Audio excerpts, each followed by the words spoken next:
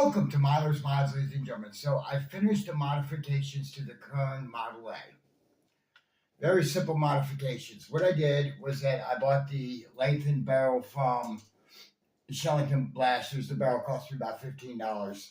This is the stock barrel. Once you look at that, ladies and gentlemen, it threads in and out. Just like the aftermarket barrel for it, if you want to call it that, but this one came straight from Shellington. So the aftermarket barrel, or the lengthened barrel as it's called, ran me $15. This is the other thing I was waiting on. I actually bought two of these so I could show one on camera and I would have a spare. This is a 3D printed plunger head for this blaster. This will allow it to achieve speeds of 300 FPS or pretty close to it, at least so they say. I haven't chronoed this blaster yet, so we're going to do that here on camera. I'll be more than glad to tell you the numbers and everything. Keep in mind, this really turns this blaster to a long boy. But like I said, this is a 3D printed plunger head from Frontline Foam. This thing cost me like $8. Okay? It's real simple to install. What you do is that you install a plunger rod through there and you slide in a grub screw that actually comes out of the stock one right here.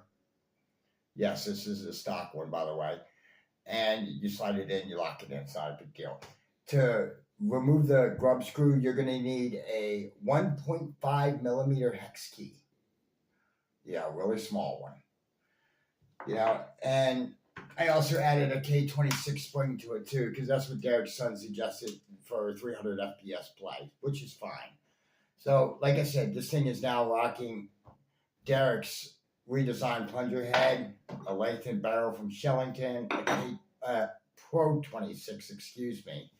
One of the last few Pro 26s out there, I'm sure, unless there are some in private community hands. But how about we give a firing demo of this thing? I've got 6 darts loaded with and 1 magazine, and this is the just standard Generation 3 Plus by Worker, and then I had 6 Bamboo 2.0s loaded. We'll start off with the Generation 3 Plus first. It really doesn't mess with the prime weight at all. First shot was 276 FPS.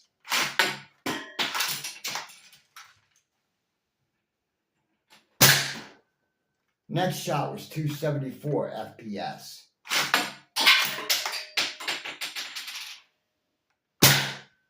$271 FPS. It's not bad. This thing hits right now as hard as my Worker Harrier, which is pretty nice. Another round. 274 FPS. It's not bad.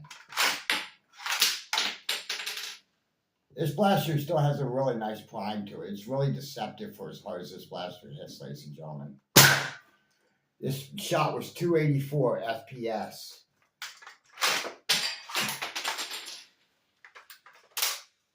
And this is the last round for that one, so that shot was 282 FPS. Now, this is the Bamboo 2.0 darts. Let's see what they get. Bamboo 2.0 darts are lighter, as I was saying before the shell hit the ground. The Bamboo 2.0 darts are a lot lighter, so you're going to get higher numbers.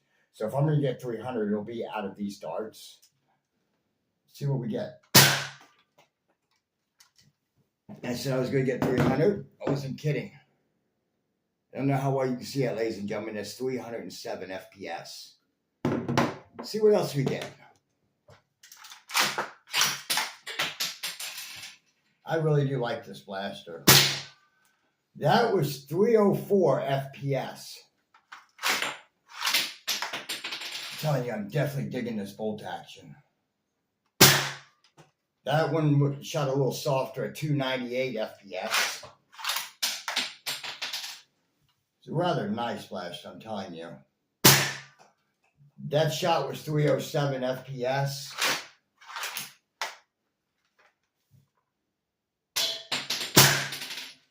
That was 301 FPS. Last dart. 298 FPS. So with Bamboo 2.0 darts, you're getting right around 300. With regular Worker Generation 3 Plus, you're getting about 270 to 280, which isn't bad at all. That's pretty good for consistency wise, too. I'm definitely digging this. I mean, it definitely did turn it into a long boy, though, that's for sure. I mean, this is really an awesome blaster. And I will tell you the one thing that Milo and I truly simp over is bolt action and shell ejecting blasters. Seriously, that's it. That's why I ordered one of the brand new S100 Blazes. Just because it's bolt action. It's not shell ejecting, but it's still bolt action. And for those of you wondering, there is a Talon magazine kit for this thing, so it will take angled Talon mags too. It'll take the regular 10-round angled Talon mags and the 18s that are used in like the Phoenixes. I haven't gotten that kit yet, and I probably won't just because I'm a fan of shell ejecting action too. It kind of gives it a more realistic feel, in my opinion. But what I'll do is I'll put a buy link in the description below for the parts that I used in this blaster and for the cost of the blaster. You can buy this blaster either at Frontline Farm or at Shellington Blasters. Either way, they cost about the same amount of money, and it's a great little blaster to have. But like I said, I'll put a buy link in the description below, and I'm really digging this blaster. I can't wait to get a hold of some of the other high-powered offerings this year. But until next time, this is Milo's Mods, signing off.